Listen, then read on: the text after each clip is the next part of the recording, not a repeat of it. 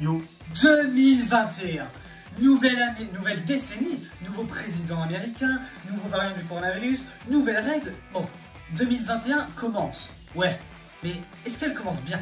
On peut distinguer une mauvaise année de deux manières différentes. D'un point de vue, d'abord, global, on va dire, catastrophe naturelle, guerre, dérive politique, pandémie mondiale, et un point de vue personnel, avec perte d'un être cher, une mauvaise année productive, une année où on peut pas faire ce qu'on veut, on peut pas aller au cinéma, au théâtre, une mauvaise année pour nous, quoi. Les deux sont pas forcément en même temps. Ça peut être une mauvaise année globale, mais une très bonne année personnelle, ou une mauvaise année personnelle, mais une très bonne année globale. Et du coup, 2020 là-dedans, bah ouais, bah c'était une bonne grosse année de merde. Alors maintenant, on a bien le droit de se demander à quelle sauce on va être bouffé pour les 12 mois qui arrivent. On va faire ça petit à petit, mois par mois. On va regarder ce qui s'est passé. Et là, on va commencer par le premier mois de l'année, si ça vous dérange pas. Janvier. Virus, confinement, culture, Amérique, politique. Ok, janvier. Qu'est-ce qui s'est passé?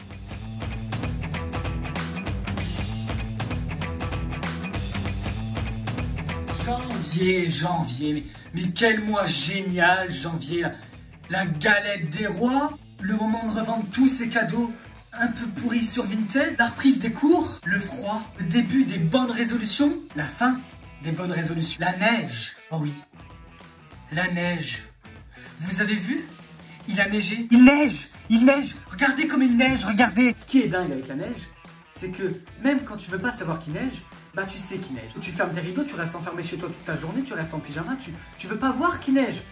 Mais dans tous les cas, à un moment ou à un autre, tu vas voir qu'il neige. Donc, ouais, il a neigé en janvier. Même 2 ou 3 fois. Du coup, c'est sûr, 2021, mais ce sera une excellente année, une merveilleuse année, une année magique, une bonne année. D'ailleurs, comment ça commence une bonne année? Une bonne année, ça commence avec un bon gros réveillon de Nouvel An, avec plein de bouffe, d'invités, d'alcool, de musique, mais pas plus de 6 personnes et couvre-feu. Ce couvre-feu concernera aussi, contrairement à ce que nous avions envisagé initialement, le réveillon du 31 décembre. Ce réveillon est en effet un moment traditionnellement festif. Nous l'apprécions d'ailleurs pour ça. Alors évidemment, les Français, ils ont dû trouver des petits stratagèmes pour pouvoir passer une bonne soirée, bien terminer 2020 ou bien commencer 2021. Non, bah écoute, moi ce que je vais faire, c'est que je vais passer à Decat, je vais acheter un petit matelas et un sac de couchage. Faut que j'aille vite parce qu'ils sont en rupture de stock bientôt. Et on arrive chez toi pour 20h, puis du coup on part le lendemain à 6h, hein, vu que c'est le couvre-feu. On va s'éclater. Je ramène du rosé pamplemousse. Bah moi ce soir j'ai fait une rave party. Ouais, une rave party. 2500 personnes dans un hangar, en Bretagne, avec des gros bidons d'alcool. Ouais, des gros bidons. Bien gros les bidons d'alcool là. Donc c'est comme ça qu'on aura commencé janvier. Des grosses javas dans toute la France, une hystérie collective pour 8 flocons, et là, des vaccins. Ça y est, on commence l'année, on commence janvier, des vaccins sont arrivés. Ceux qui vont enfin nous permettre de sortir de cette crise, tout le monde va aller se faire piquer et puis on va pouvoir ressortir sans masque, on va pouvoir retourner au restaurant, au cinéma, etc. Ça va être fabuleux. Pour lancer cette machine vaccinale, pour montrer à tout le monde qu'il faut se faire vacciner, on a appelé les plus grandes célébrités, les plus grandes personnalités pour se faire vacciner devant les caméras. Parce que, ouais, il fallait trouver un moyen pour séduire les plus récalcitrants. Hein? Moi? Ouais, moi je me fais pas vacciner, ouais, t'es pas bien quoi, j'ai pas envie de donner une antenne 5G. Mais, et moi, ton ADN modifié là, va pas modifier mon ADN, c'est pas bien quoi, pour pas me faire vacciner. Ouais. On a eu le pape qui s'est fait vacciner.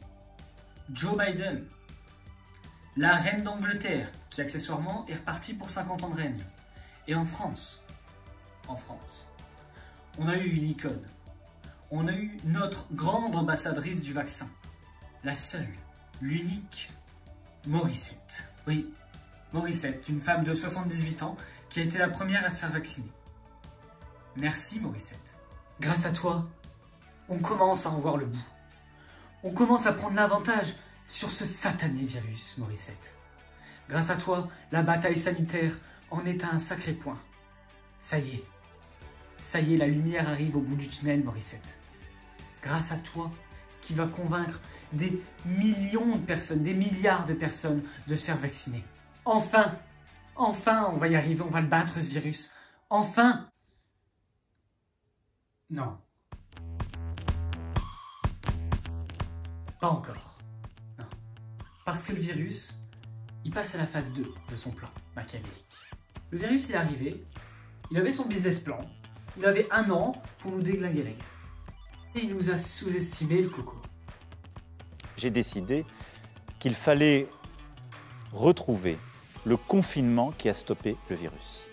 Eh ouais mon gars, tu as pas cru à ça? Bah ouais, on a arrêté de vivre, on s'est enfermé chez nous.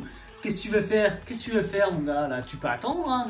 Nous, on peut rester là autant qu'on veut, hein? Il a attendu, ouais. Et là on est en janvier, et rien qu'en janvier, elle nous a encore fait voir de toutes les couleurs. Il est plus contagieux chez les jeunes. Les masques tissus motifs là que maman vous a fait. Poubelle. Le vaccin de l'Institut Pasteur? Ouais. Poubelle. Alors on a un petit variant sud-africain qui vient d'arriver. Attention, variant japonais qui vient d'arriver là. Attention, variant anglais qui vient d'arriver. Bah un petit variant californien qui vient d'arriver. Attention. Les variants. Bientôt, chaque pays aura le sien. C'est un peu comme des Pokémon à collectionner, des cartes à jouer. Il y en a plein et c'est compliqué de quand même tous les attraper.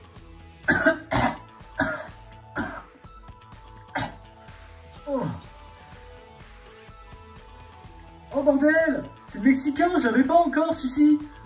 Et en attendant, je vous laisse imaginer le variant russe. Un bon gros virus bien poilu dopé à la vodka. Alors 8 injections au moins pour s'en protéger. Juste, vous oubliez les 1 mètre de distance, on passe à 2 mètres de distance. Hop, voilà. Hop. Hop. Un peu plus, encore. Voilà, comme ça. 2 mètres. N'oubliez pas non plus de fermer vos gueules dans le métro.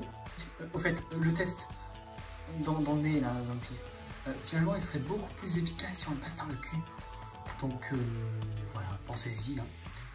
Moi, du coup, je vais aller me refaire tester. C'est la 3e fois aujourd'hui, mais bon. Faut mieux prévenir que guérir, hein. Mais janvier, c'était pas que ça. C'était aussi un peu de politique, si on peut appeler encore ça comme ça. Janvier 2021, pour une personne en particulier, ce sera un mois qui restera dans les annales. Dans tous les sens du terme. Pour Donald Trump, ça va être un sacré souvenir. Ah, il commence l'année sur les chapeaux de roue, Donald. En se faisant le justicier de la vérité dans une société corrompue qui pervertit les élections. Il est arrivé et il a dit à tous ses fidèles, marchez sur le Capitole. Et alors ces fidèles, avec tout l'engouement qu'ils y ont mis, ils ont marché sur le Capitole.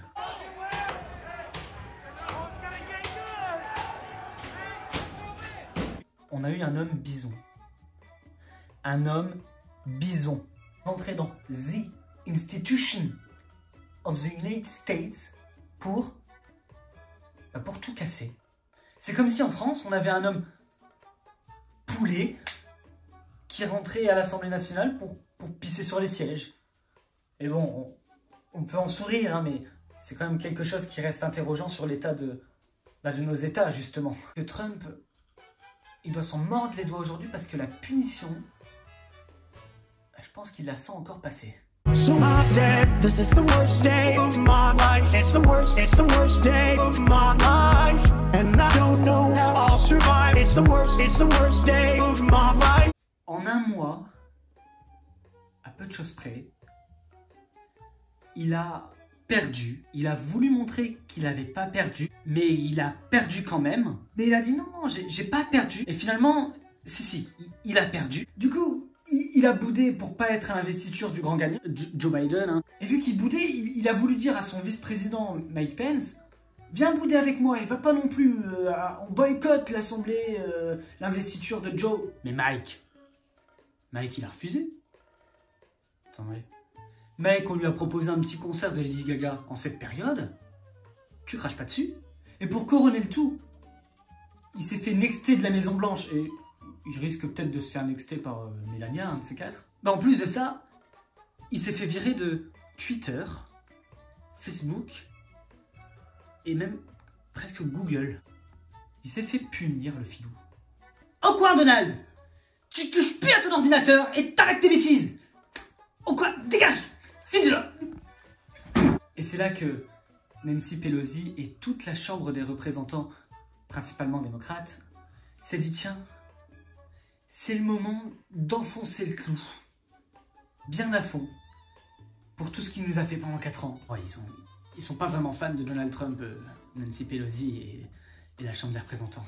Alors elle s'est dit tiens, on a voulu le destituer, ça n'a pas marché, on va recommencer. C'est-à-dire que le mec, il est même plus président, il est même plus tué, et on veut le destituer encore. Donc il risque quoi, vous allez me dire? Bah il risque de plus pouvoir se présenter et de ne pas pouvoir reperdre dans 4 ans.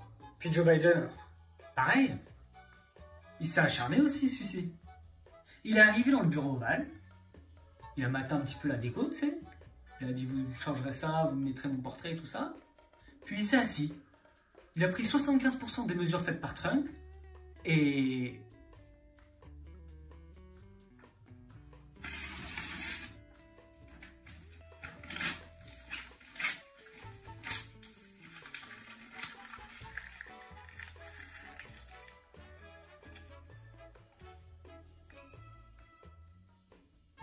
Bah oui, 2021, c'est l'année du redémarrage. On efface, on recommence. Ça y est, le Brexit, c'est bon. Et du coup maintenant, eh ben l'Écosse, bah ouais, elle veut se barrer du Royaume-Uni. Et ouais, c'est comme ça, allez, on y va, on avance, on bouge. Cette année, on rompt avec l'année dernière. L'an dernier quoi? C'était dur d'avoir 20 ans en 2020. Hein? C'était dur. Eh ben cette année, ce sera pas dur du tout d'avoir 21 ans en 2021. Ce sera tranquille d'avoir 21 ans en 2021. Je m'y engage. Avec des mesures importantes prises par le gouvernement. D'abord, les repas à 1 € pour tout étudiant. 2 par jour. Voilà.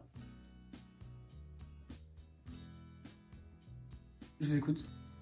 Qu'est-ce qu'il y a? Articulé, j'entends rien avec le masque. Oui. Ah. C'est démotivant de passer sa journée devant un ordinateur. D'accord. On prend note, oui. Oui. Dormir, travailler, manger, vivre, chier dans la même pièce, loin de sa famille.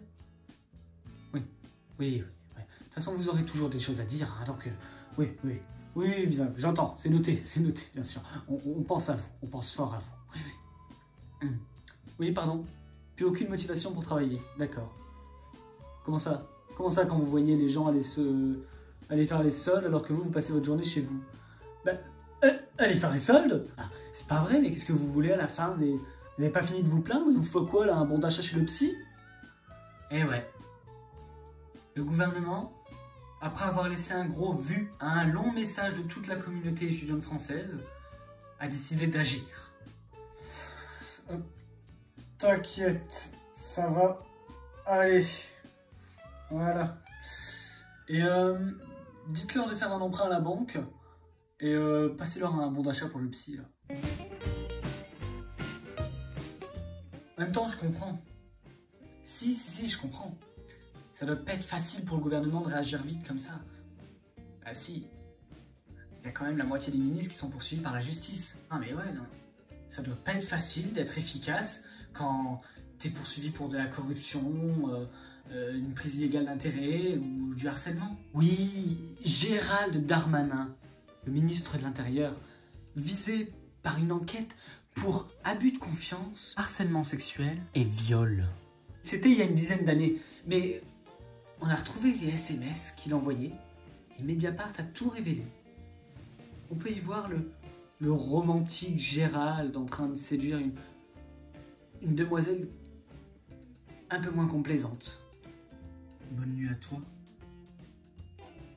Gérald. Oublie mon numéro, ok? Mais prenons un dernier verre.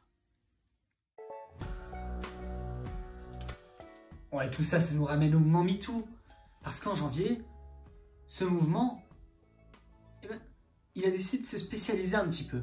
On a eu le hashtag MeTooGay, qui dénonce le harcèlement sexuel, les agressions sexuelles et le viol sur les personnes homosexuelles. Et on a eu un autre horrible, le hashtag MeTooInceste. Avec un peu de recul, si je peux me permettre, celui-là, heureusement qu'il est sorti après les fêtes. Ça aurait été l'ambiance à Noël sinon.